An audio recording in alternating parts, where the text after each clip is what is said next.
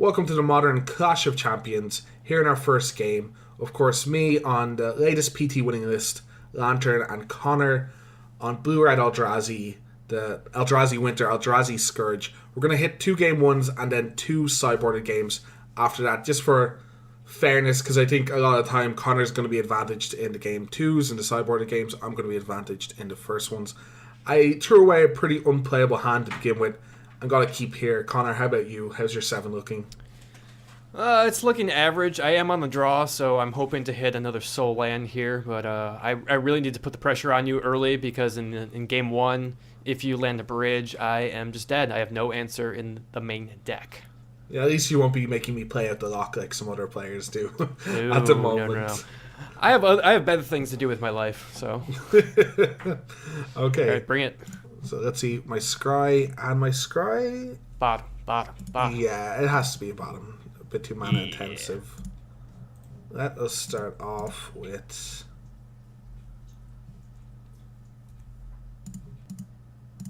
Stirrings. Lucky finds us. I think a Mox Opal, which I'm just going to play. I had the option of a couple of lands here, but next turn Mox Opal is going to be a land for me if I want it to be anyway. So let's pass the turn. Putting a few we have our 1-drop here, so that's kind of what we're looking for here. The good one or the bad one? Oh, the good one. Sure. The Aardvark monster. Yeah, we had a decent draw there too, but we're hoping to spike a couple top decks here. We can really put some pressure on Dave here. Just hoping for no bridge. Could be a turn two win the game for Dave here. Yeah. Well, you need another artifact, so. I think I need to go ahead and Stirrings and try and hit a land. Which I do. Because then I got the perfects.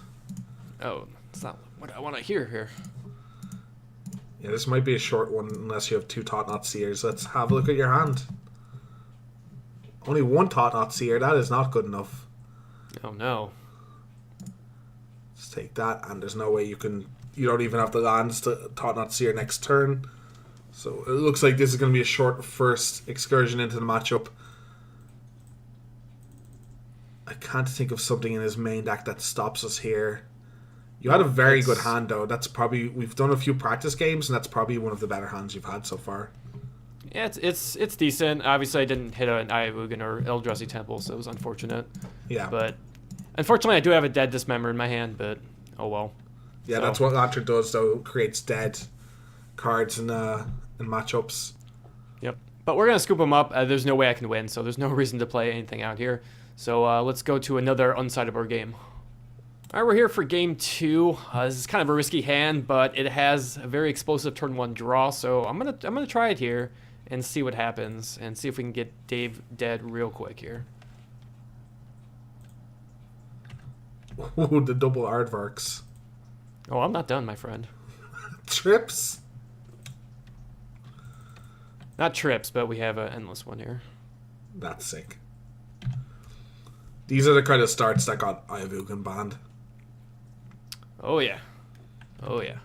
This is why the deck has also been ported over to Legacy too. It has draws like this that are just very hard to keep up with. Yeah, for sure. Gotta take that Tot-Knot Seer. Yeah. I think I would have risked that keep, by the way, as well. I think that's a good keep. And unfortunately, we do not draw land here, so... But, like, your downside to your keep is getting in for 6. Your upside is your opponent's dead.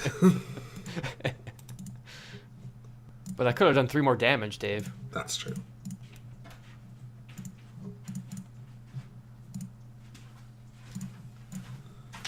So we can definitely see how high variance this matchup is in game 1. I think that it does get a little bit more excited after sideboard, though. So do I have to mail that? We know you have a Obligator.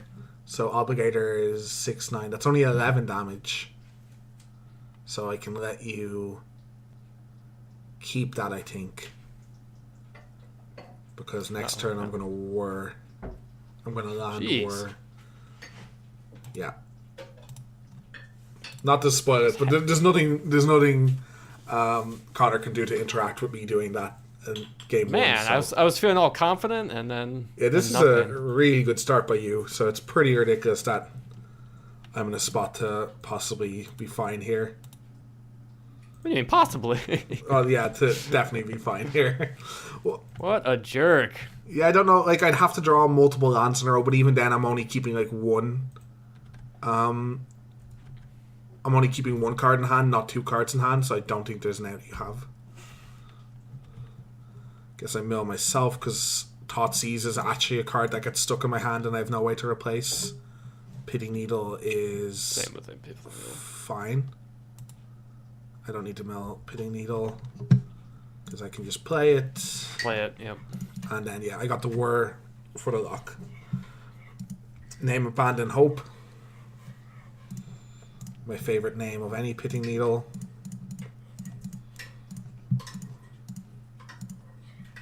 Pretty insane that I had 6 power on turn 1, and it's still...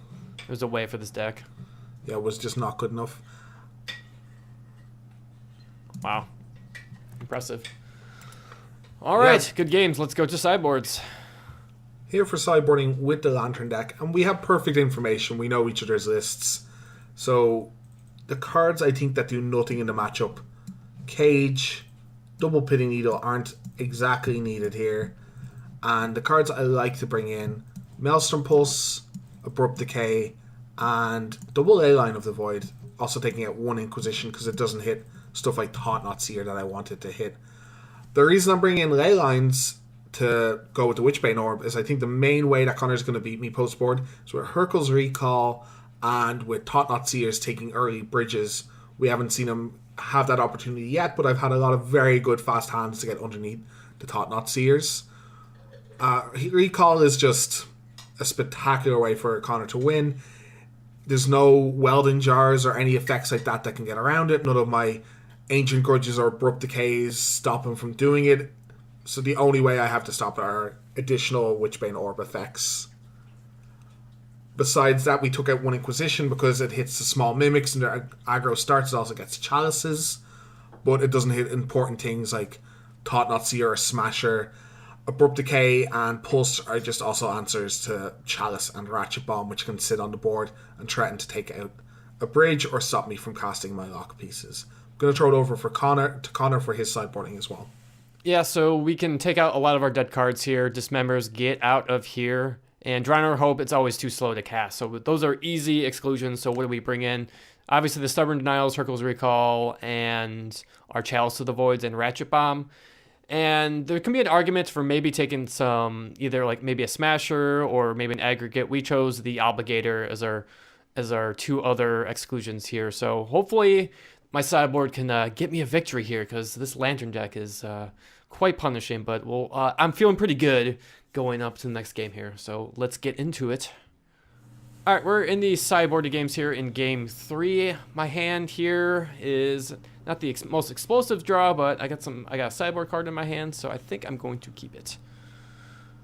My hand is pretty slow and might show my lack of knowledge of the deck, but I think it's really hard to mulligan this hand. But I'm sure you guys can shout at me in the comments if you would have mulligan this or not. Yeah, well, we'll see how it goes, though. That's why we play the games, right? Exactly.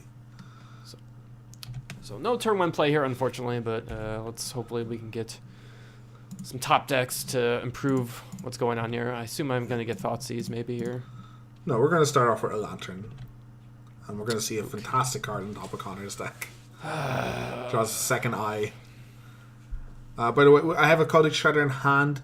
The one thing I do know about this deck, you should nearly always start with the Lantern if you have the lock pieces, because that way you got more information about their hand. You know what you're working with a little bit more. Well, I kind of want the Shivna Reef, but don't think I was wondering if I should have gotten the right land or not. I think that's okay. But we were going to play an aggregate here.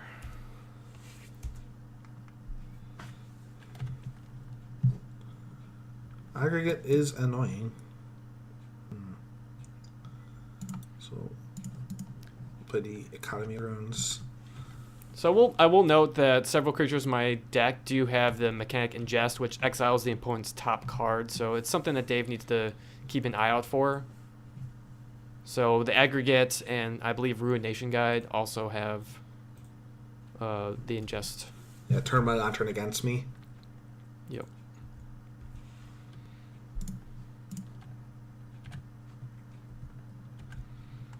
Let's see what's left on top after ingesting. And that is a land that I certainly don't want. Conor notably has missed a land drop here. Ooh, so that's interesting because Conor's not off to the most aggressive start. Maybe I can let him have his land because I can cast Leyline next turn and then Thought-Knot Seer isn't as scary. I think I want to do that.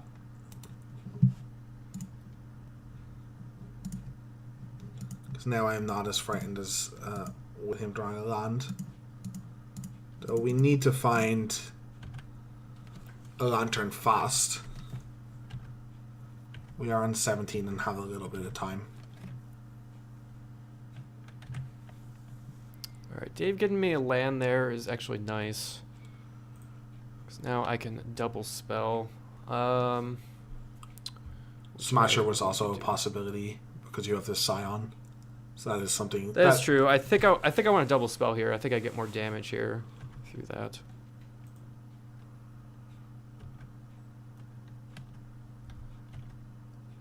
Rune Guide would be pretty great.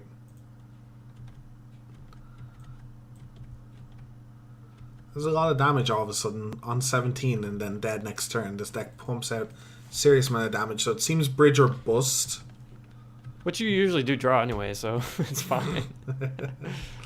You'll ingest right to it. No. Definitely milling this. Inquisition also just not good enough. So let's mill this. Do I have to Lantern now? So, yeah, I just have to Lantern myself. Thought we were safe drawing the Leyline. Far from it. Also shuts off our Mox Opal, unfortunately. I have a Maelstrom Pulse, but because the Mox Opal is shut off, I can't. I drew Abrupt Decay and I can't do both. If I could do both, could I survive? Probably not.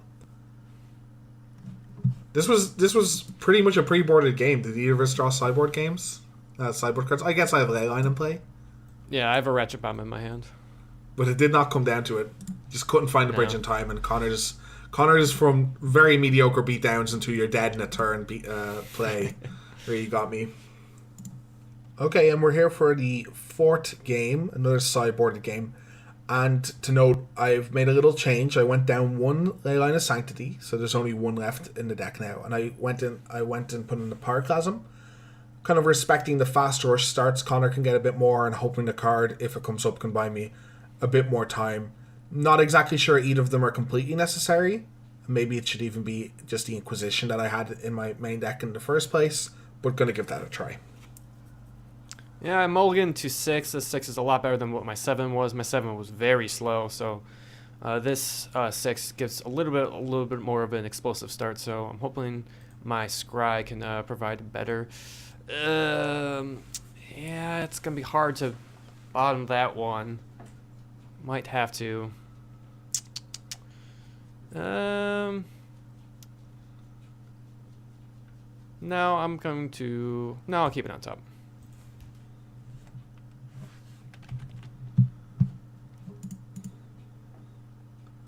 My hand completely transforms in a turn. I think it's hard to mulligan these because I have so much card selection in them. Yeah. And I wouldn't. That's fair. I think we just have to grab a bridge. Yep.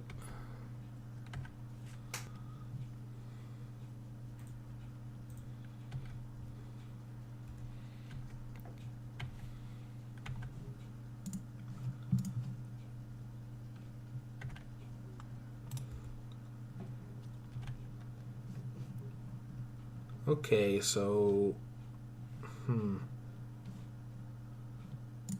Let's Stirrings first, see what's going on.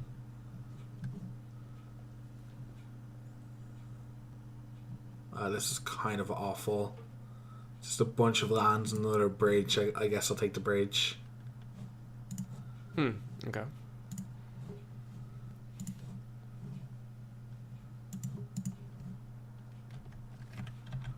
We'll just pass here. This isn't panning out that fast. Well, that draw was miserable. That's good news for us. This also isn't the worst. I think we don't really need to bridge straight away. It's not even doing anything to the board. It's Inquisition. Yeah. Though not bridging there might... Like, having two bridges means we're not susceptible to the Taunt Seer if he has one either, so I think it's fine to wait a turn. But...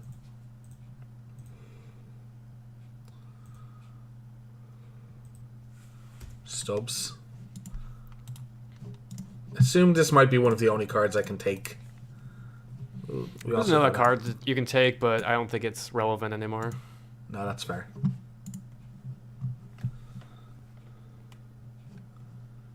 And let's pass.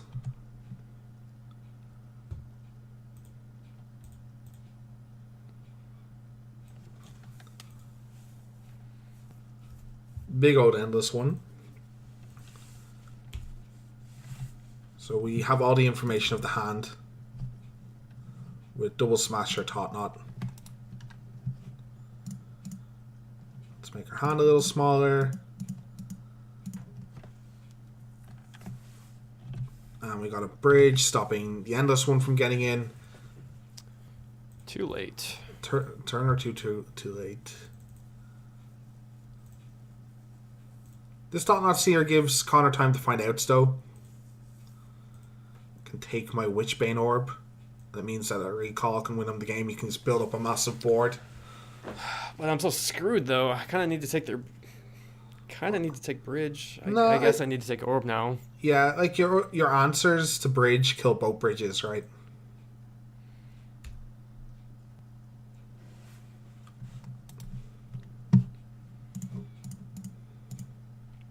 It means I'm drawing to 4 outs though, which is not great. No, it isn't, but I think that's probably your best line.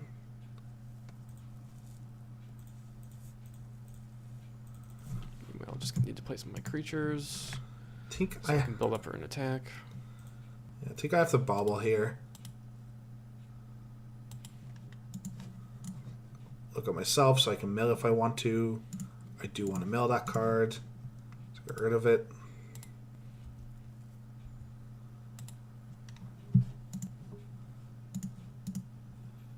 And unless Conor drew something in the meantime, we're pretty... This isn't the lockout yet. Technically, Conor can keep playing for a little while longer because if you draw out Ratchet Bomb before I get a Lantern, it's still a game. Yeah, I don't know if I want to play for that though. Well, I'll probably find a Lantern a lot faster. I can draw cards again. I don't think there's a combination of cards that stops me from getting there. I'm gonna put you on 3 turns that you get it. And then or 2 turns. And then you'll scoop them up.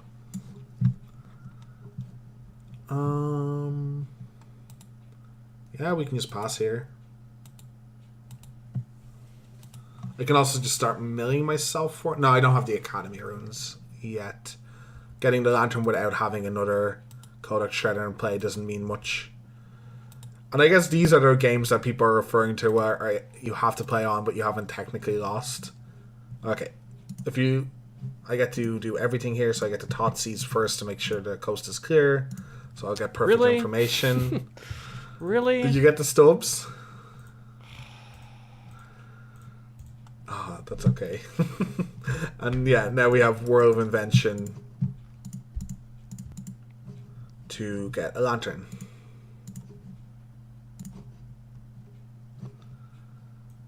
All right. Well, And that's the lock, because now I can... Well, he can't recall me. You only have 1 Ratchet Bomb. The only card I have to ever stop you from drawing is Ratchet Bomb, as far as I know.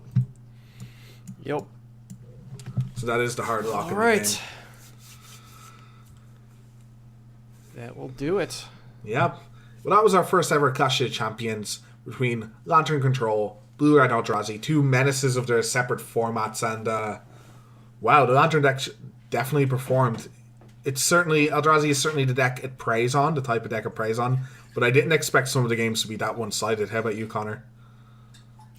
I didn't think so either. I thought, I mean, it's tough because when I've seen this Eldrazi deck in action, when it was either in Modern or when it's in Legacy, I see a lot more of those explosive draws, which I just did not get. I didn't have the turn 2 thoughts there in any of the games either, so it's hard to say that maybe I just got a little unlucky, but I think the Lantern deck is definitely favored in this matchup, and that's what Modern is really, sometimes you just, if you get paired up against a really bad matchup, it's not much you can do. So the format's definitely polarizing, and maybe this isn't the best Eldrazi version against this matchup either, so that's another thing to consider. We're using the Pro Tour winning deck list and not like what some of the other versions had Chalice's main deck, so it definitely, the variety of Eldrazi variations, the different versions of Eldrazi definitely varied for sure. Yeah, and it's hard to pin down what if this was a prominent deck in the format, what Eldrazi would have looked like, because Eldrazi evolved to beat Eldrazi, not to beat random lock piece decks. But certainly there's versions with Simian Spirit Guides that Chalice on turn 1, and then this deck can't win. So it is because it's champion versus champion. It isn't exactly the list that might have fared best against Lantern, but it is interesting to see the power levels seem very similar to me. How consistent and fast Lantern is. The fact that it could just ignore mulligans sometimes because its plan was to get a bridge and 0 cards in their hand anyway is reminiscent of the Eldrazi deck, where we had some games and practice games where you mulligan to 5, it didn't matter. You were just getting a Smasher down, you're getting a Thought-Knot Seer down very fast. Sorry, 1 second, there's something making a weird noise on the stove.